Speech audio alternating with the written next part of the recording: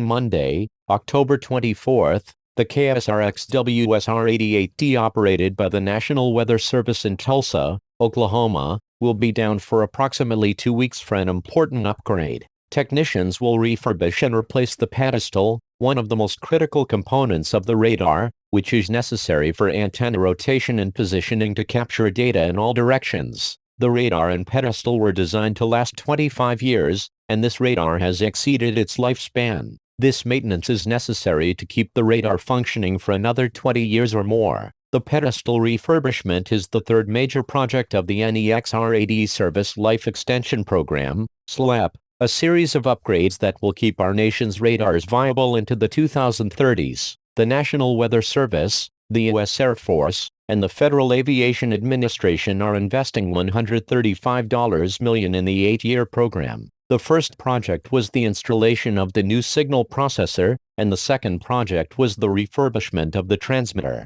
The fourth project will be the refurbishment of the equipment shelters. The SLEP will be complete in 2023. During the downtime, adjacent radars will be available, including the following WSR-88Ds and TDWRs, KINX in Enola, OK, KSGF in Springfield, MO, KLZK in Little Rock, AR, KSHV in Shreveport, LA, KFWS in Fort Worth, TX, KTLX in Central Oklahoma, TTUL in Broken Arrow, OK. For direct access to any of these surrounding radar sites, visit https://radarweather.gov. The KSRX WSR-88D is part of a network of 159 operational radars. The Radar Operations Center in Norman, Oklahoma, provides lifecycle management and support for all WSR-88Ds. Contact for any questions concerning this radar upgrade can be directed to Stephen Piltz,